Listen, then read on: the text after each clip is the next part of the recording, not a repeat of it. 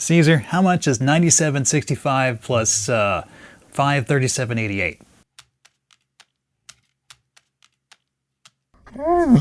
That doesn't sound right. I am so going to get audited. Well, welcome back, everyone. Today we are doing taxes. What a great episode that's going to be. Well, how about we do the taxes and you watch the next episode of Dad's Bathroom? You got to push this button right there. Today I'm going to be finishing up the walls. In the shower area there's going to be backer board going up, and in the closet is water resistant drywall. But before I do any of that, I'm going to be putting up this stuff. This is an ice and water shield. Actually it's called bitchethane, but I hate saying that because I feel like I'm swearing every time I talk about it. But normally you see this stuff around windows and doors before they go in on new construction. But today it's going to be going up right here around the perimeter of the tub. I told you a couple episodes back that these had a purpose, and I forgot to tell you what that was until just now. So that's what the purpose is. This stuff gets stuck onto that. All right, this stuff just has a wax paper backing that peels off like that.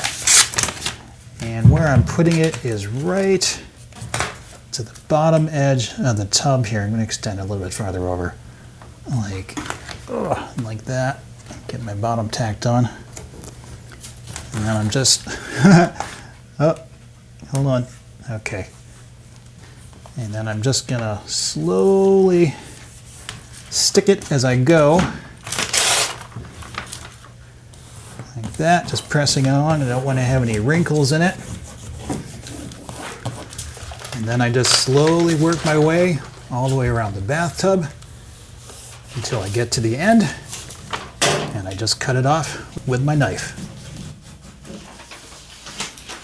I even put this stuff down the side of the bathtub, and what this stuff does is just an extra layer of protection against water.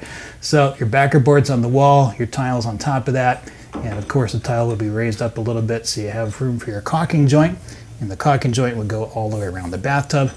So in case that caulking joint ever failed and water were to get through, this will be that extra layer of protection to keep your walls from rotting out. One last thing I want to mention before I screw this onto the wall, and it's a little controversial because some people think that this is the correct method of installation, having it sit flat on top of the bathtub, and other people think that it should be sitting on top of the rim of the bathtub, which is about that height. So which one of them is correct? Well, if this were sitting flat on top of the tub and the caulking joint between the tile and the bathtub ever failed, then water could directly touch and suck up inside of this board, and that could cause slowly some rot inside of your wall, along with the tile could, you know, delaminate and pop right off the board. So nobody wants anything like that. So if we have the gap here like that and the caulking joint failed, water could still get in there, but it won't directly touch the edge of the board, and that will keep it from doing all the bad stuff. So now that you know the right way to do it, I'm going to speed things up and get this stuff screwed onto the wall.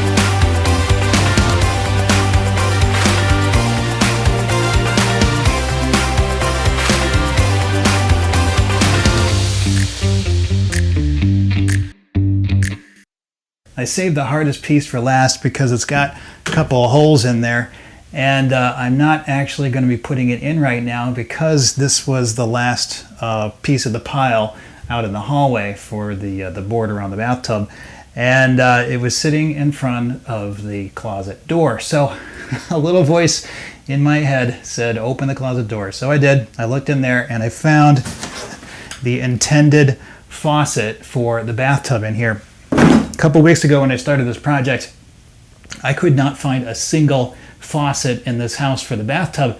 I couldn't even find the one for the shower, and which is here's kind of a spooky story. So the day that one broke, the day that I broke the union on that one, I went into the bedroom there across the hall where all the stuff is stored, and sitting on top of the pile was the two-handled faucet, which just happened to be the exact same style as the one that broke. So how I missed that, I've been in that room probably 15 times and I could not find a single faucet, yet there it was the day that I needed it. So very strange, very spooky. And then and now this. So the day that I'm going to close this thing up so I can't get to the plumbing from this side, I run across the intended faucet for the bathroom. And it's a lot better one than the one I bought. I got a nice satin black shower head, and it's got a wand also. And the tub spout has got a really pretty shape to it, also in satin black. So I am definitely going with this one over the one that I got, which only was maybe a $60 unit, probably perfect for an apartment, and that's where it's going to end up going now. But I got to get this guy out of here. But of course, I took all of my plumbing tools home yesterday, so I will have to save that project for tomorrow, along with covering everything up. But I have a little bit more time left for today, and I am going to do a little more time lapse and get the drywall done inside the closet.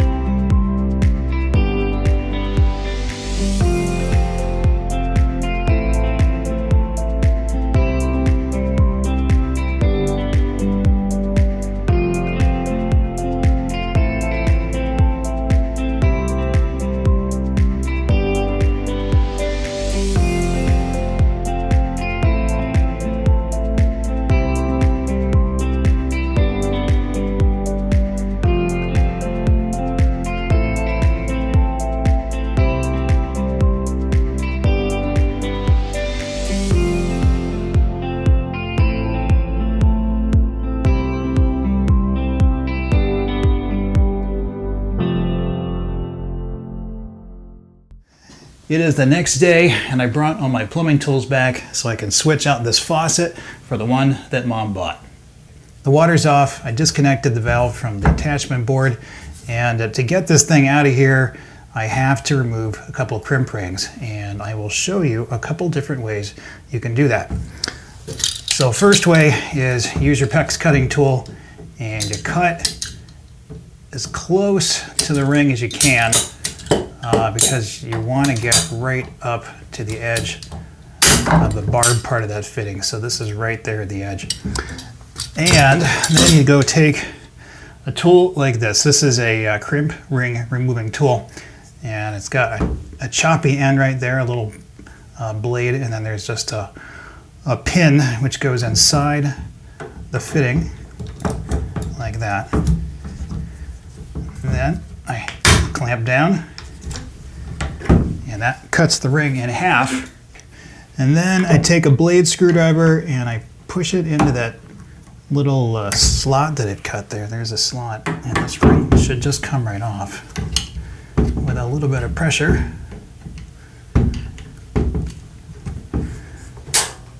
Okay, and then this should also come off. Let me put my screwdriver on there again. There it goes.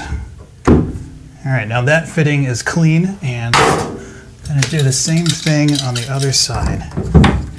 Right there, I'm going to cut back as close to the ring as I can, because if I don't, I won't be able to get the crimp ring removal tool in there. So once again, insert it, chop it, spread that ring open a little bit, and it should come off. Maybe.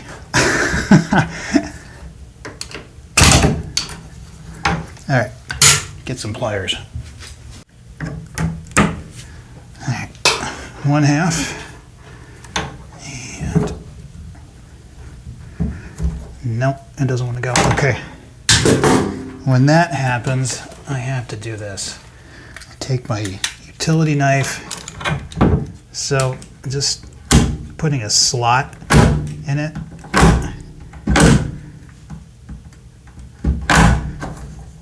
Kind of like that. Yep, there it is. And just spread the thing open and the pipe comes out. The other way to get rid of these crimp rings is to cut through it with a right angle grinder. And I usually don't do it this way because it's complicated. So you can easily cut through the crimp ring, and by just a little bit of pressure you can accidentally go through the pipe. And if you do that, you might as well just throw the pipe away at that point because it's already ruined. So let me show you how I do it, and hopefully I won't ruin this joint.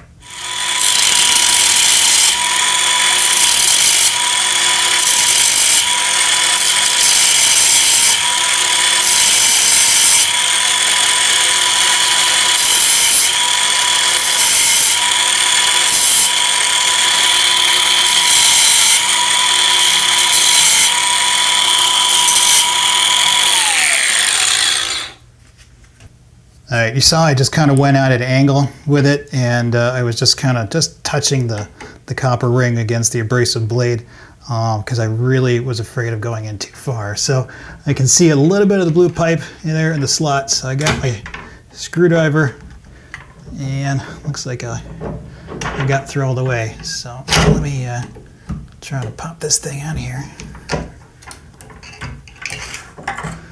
All right. I don't see any damage at all, so that was a good cut. And this should just pop right out of here. There it goes. Just like that. This is the new faucet, and I put the old fittings back on it, and I'm just gonna tack it up here for right now. I don't want to put it on all the way because I need some space behind it so I can get the crimping tool all the way around, because if it's tight against the wall, the crimping tool won't fit and I won't get a really positive crimp on it. So let's start off with these two side pieces here. A couple of crimp rings.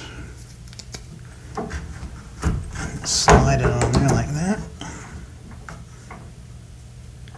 So I want to get them about 1/8 to 3/16 away from the edge there.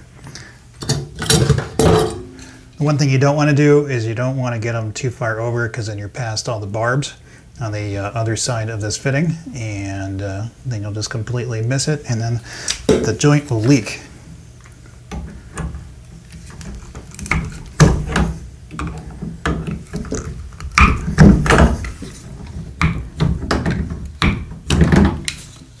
So if you're in a situation like this where you're reusing the same pipe and the inside is a little bit damaged from the fitting before, then just throw out the pipe and start over, you know. It's not that big of a deal. This stuff doesn't cost very much.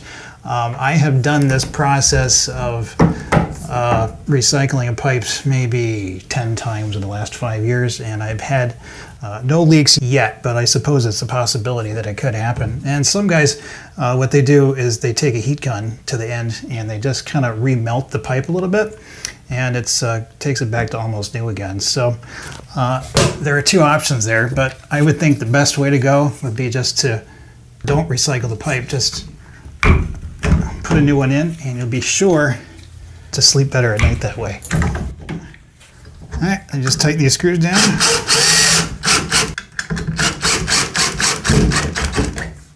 The water's back on, and I checked for leaks everywhere, and it looks really good. So this is the line that goes up to the shower head, and this one goes to the tub spout. And normally they are unpressurized because they have outlets on them. So to fix that, I put one of these things. It's just a piece of pipe with a shutoff valve on the end on the shower head and down here on the tub spout. And with the valve off, I checked with full pressure, and there is no leaks anywhere. So now that that's done, I can put on the rest of the backer board. I already cut the piece to the right width and marked out the center of the tub spout and the shower valve. To get the right size hole for the valve, I draw around the disposable valve wall guard as a template.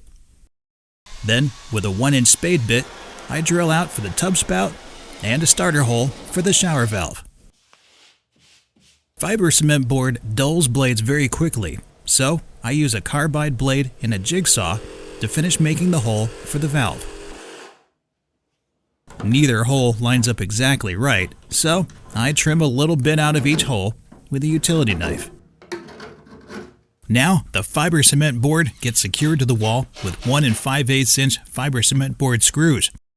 The screws are placed 5 inches above the flange of the tub, so the waterproof membrane doesn't get holes put through it.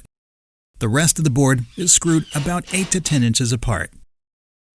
The last piece gets cut to size with a fiber cement board shear, the hole for the shower head gets drilled out, and the final piece of board gets secured to the wall. Stop eating the receipts, Caesar. Oh my goodness. Well, that's it for this episode. If you like what you saw, hit the thumbs up button. If you're new to the channel or haven't subscribed yet, don't forget to hit subscribe and ring that notification bell so you know when the next video is going to come up. Caesar and I will see you next time.